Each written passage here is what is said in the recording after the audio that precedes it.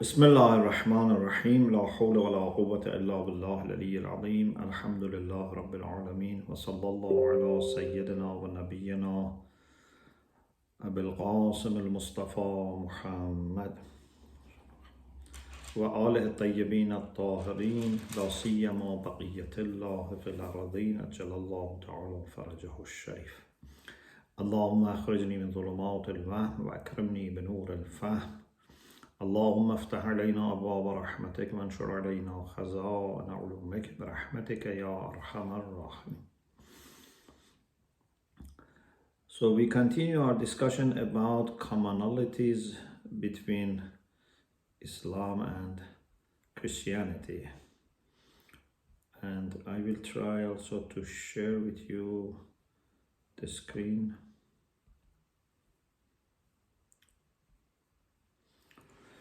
So the 11th point is that I have no need to compromise my faith in order to enter into a genuine, sustainable, and fruitful dialogue. We are not after just some formalities or superficial dialogue. We are really committed to genuine dialogue, sustainable and fruitful. And we can do it with whole faith. You don't need to dilute or compromise about your faith. You can have your faith and still be open to have dialogue with each other and have great exchange of opinions, ideas, and collaborate. It's actually the Quran itself that asks me to call for dialogue and for a common word. قل يا أهل الكتاب تعالوا إلى كلمة سواء بيننا وبينكم. 12th, the Quran shows great affection for Christians because of their humbleness, humility, their search for truth, and their sympathy with Muslims. For example, we read in the Quran, you will find the nearest among men to the believers to be those who say we are Christians. أقرب الناس مودة للذين آمنوا الذين قالوا إنا نصارى. And the Quran also mentions two reasons, not the only reasons, but two reasons are highlighted. ذلك بأن منهم قسيسين ورهبانا وأنهم لا يستكبرون. Because there are among them priests and monks, and because they are not arrogant. Chapter 5, Surah Al-Ma'idah, verse 84. This ayah is very important for our discussion. Please keep this in mind. Islam came as a new call towards God. And if this was the work of the Prophet as a human work, not the work of God, the Prophet would have regarded other religions as a challenge, and his concern would have been to find a way to get rid of them. And among all people, leaders of the other religions should be the most troublesome. There must be no praise for priests and monks if this was the work of the Prophet as a human being who was interested in, power, etc. But because this is the work of God, and God is universal, and the call for unity is genuine, so the Quran recognizes the value of the priests and the monks and appreciates that, as well as acknowledging the role of the synagogues, churches, monasteries, and mosques. Those places of worship of them, leaders of them, all are acknowledged in the Quran. This is a sign of this being from God. So, if this was the work of the Prophet as a human being, as a person, the Prophet would have regarded other religions as a challenge, and his concern would have been to find a way to get rid of them. But this was the work of God, and God says that Christians have great qualities. And then why? Because among them there are priests and monks. So the Quran acknowledges the work of priests and monks in making Christians better. 13th, through my close and intimate relationships with many Christians. When I wrote this, it was like 2004. Now it is 2023, so 19 years of more work has been done, but still I have the same idea. So for more than 25 years, I've been involved seriously in Christian-Muslim dialogue, relations, etc. And I have the same idea. Through my close and intimate relationships with many Christians, I have come to the conclusion that the Quranic praise of Christians at the time of the Prophet Muhammad sallallahu alaihi wasallam can be witnessed in Christians today as well. So it's not that the Quran said something about some Christians that perished, they don't exist anymore in the world. No, we have similar Christians today. Sincere and humble Christians have not perished, thanks to God. Not every Christian, not every Muslim can meet these qualities. But there are sincere and sympathetic Christians who have devoted their lives to God. And I see no reason why I should not regard these people as representatives of Christianity. So if you see a bad Muslim, don't think this is because of Islam. This is a bad Muslim. If you see a bad Christian, also don't think this is because of Christianity. This is a personal issue. The real representatives of Christianity are those who are humble, who are truth-seeking, who work for unity, for peace, for justice, for solidarity, who have devoted their lives to God. These are true Christians. When you meet someone from another tradition who is good, you can say, this person is good because he follows that tradition. But if you do not have a good impression of another tradition and meet someone from that tradition who is good, you will probably say, this is an exception. But if I see a good Christian, I do not say this is an exception. I say this is what a Christian is supposed to be. You see the big difference? If someone is a bad Christian, that is an exception. I don't look at quantity or statistics so that you say, are the majority good or bad? I say number is not important here. Good Muslims are true representative of Islam. Whether they are majority or minority doesn't matter.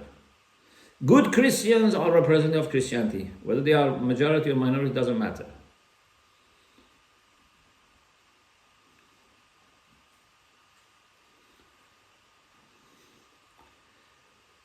If someone is a bad Christian, that is an exception. I don't look at quantity or statistics. I say good ones are the real ones.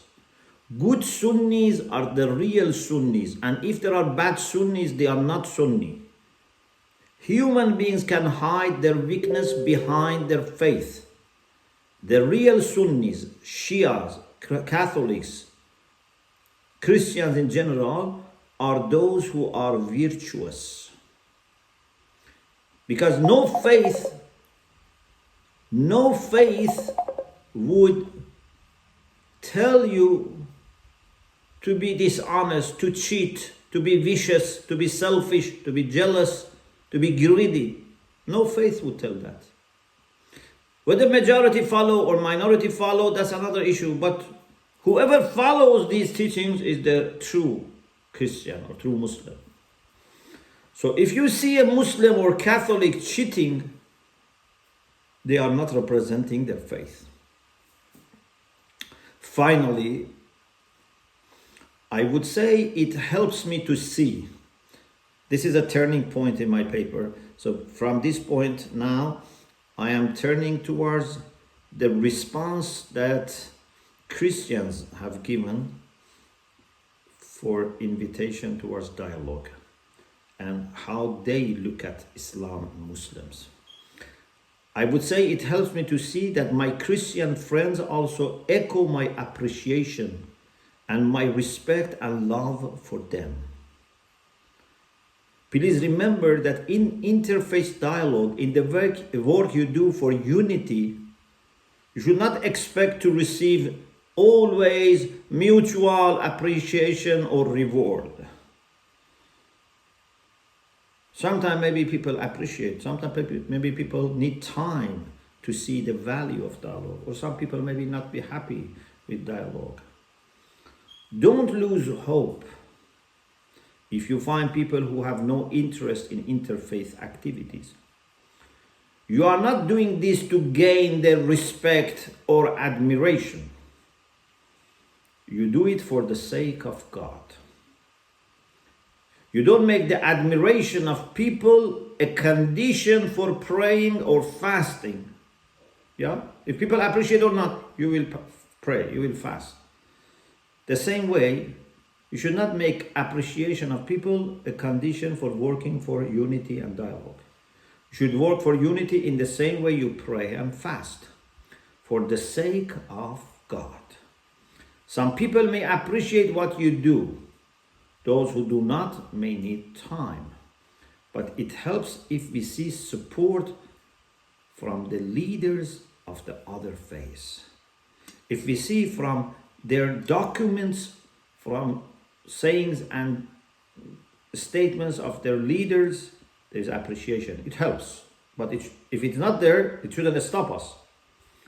For example, now I refer to some statements that the Catholic Church has made about Islam.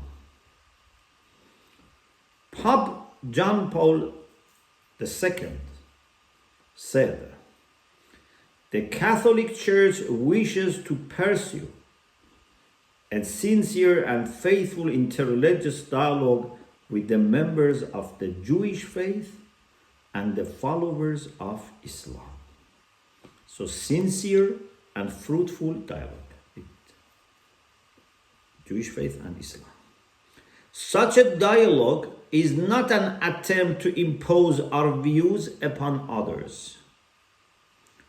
What it demands of all of us is that holding to what we believe, we listen respectfully to one another, seek to discern all that is good and holy in each other's teachings, and cooperate in supporting everything that favors mutual understanding and peace. So there is a reference here. You can find, a reference for this. And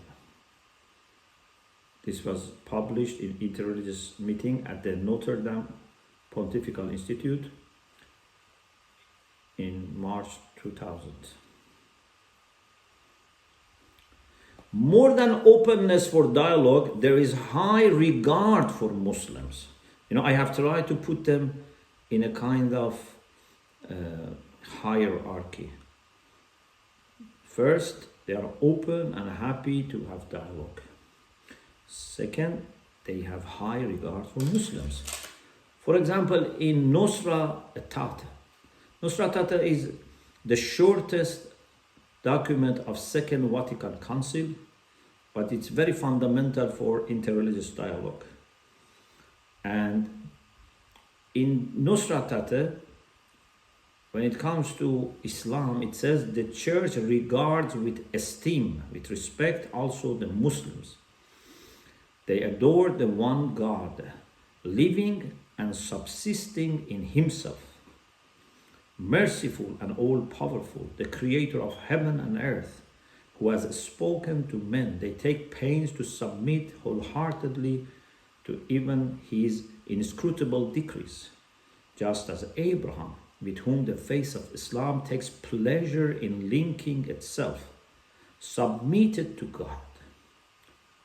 Though they do not acknowledge Jesus as God, so there's a difference between Islam and Christianity, but they revere him as a prophet. They also honor Mary, his virgin mother. At times they even call on her with devotion. In addition, they await the day of judgment when God will render their deserts, means what they deserve, to all those who have been raised up from the dead.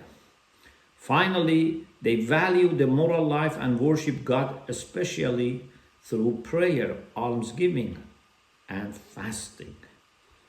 So this is very, high regard for Islam and Muslims.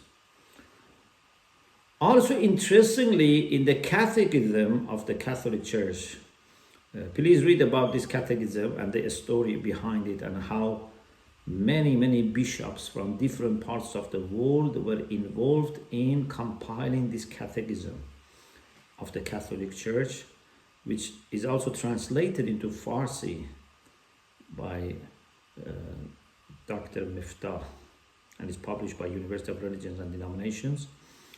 So in Catechism, which is the official teachings of the Catholic Church, it is like creed.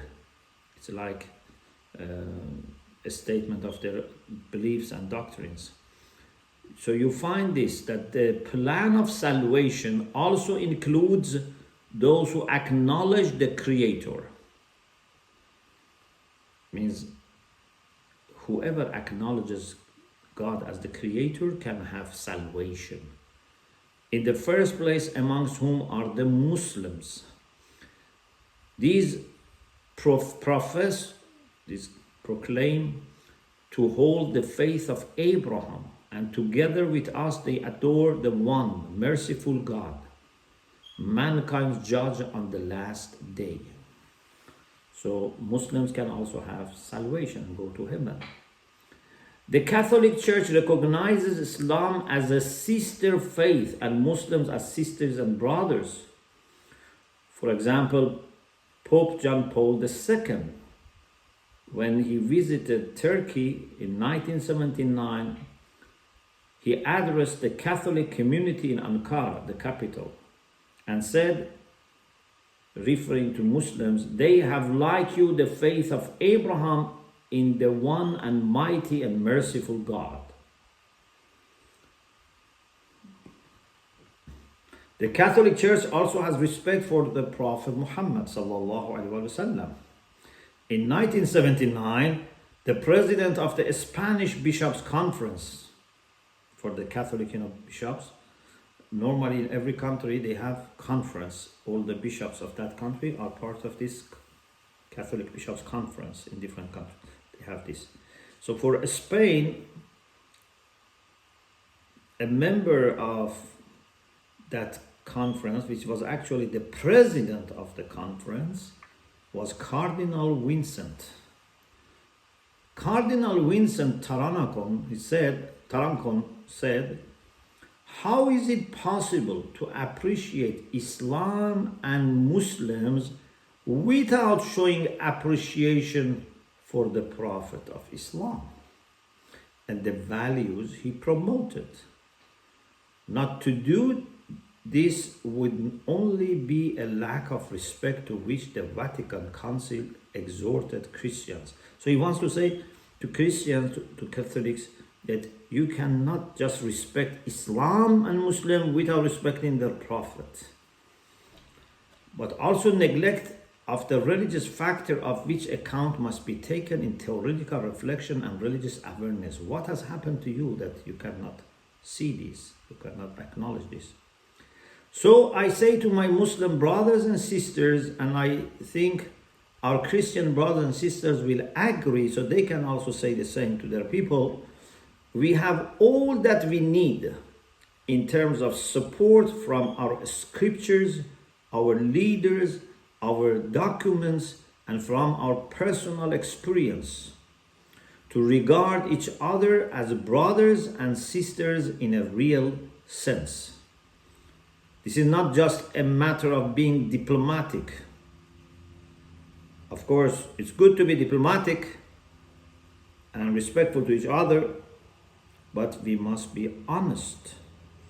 We are brothers and sisters in the same God, and we need to work together to praise God together, to pray to God together, and to bring the light of God to ourselves and to others.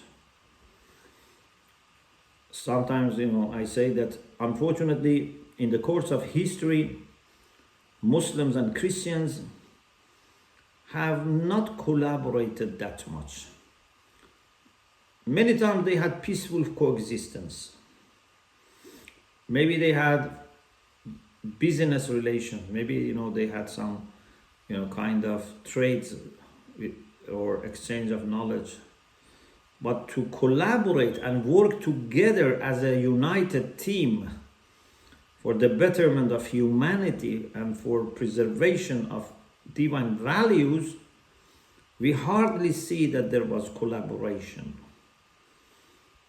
Either they attacked each other, they had conflict, or they just tolerated each other. They had peaceful coexistence. Most of the time they had peaceful coexistence, but there was no collaboration. They didn't act as a one team. But we need now to act as one team, because now challenges are so great and there's so much attack on faith. Is it Islam or Christianity? They don't distinguish.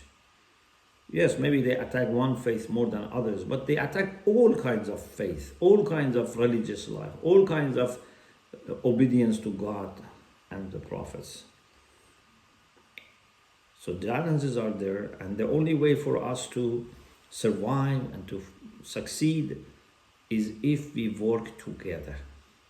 If they manage to separate us, then they can finish us one by one, because they like to divide and rule.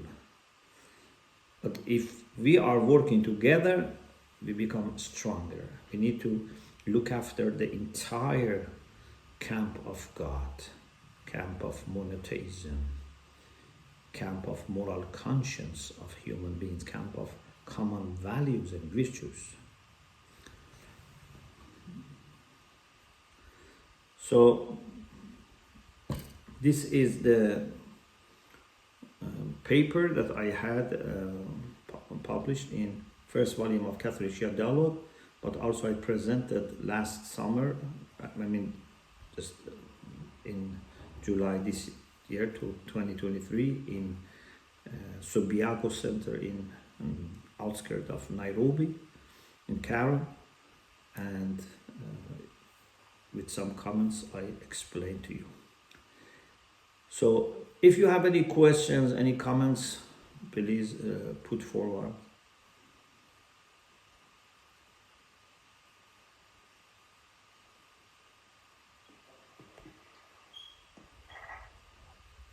Thanks, teacher.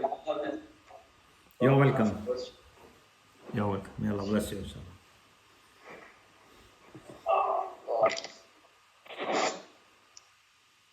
Is there any question?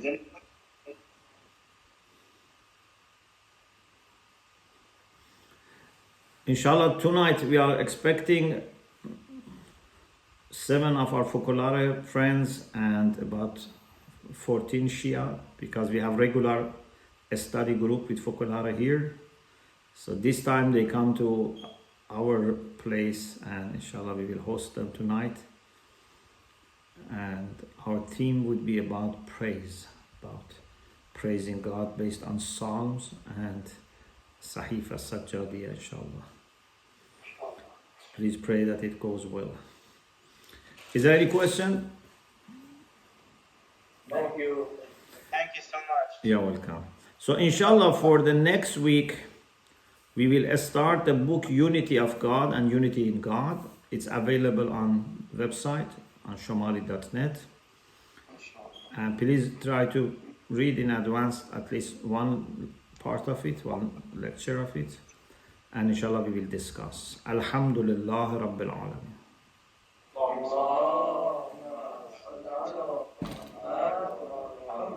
التماس دعا.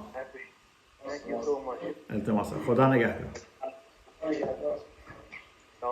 خدا حافظ. الله يحفظك. خدا نگهدار. خدا حافظ.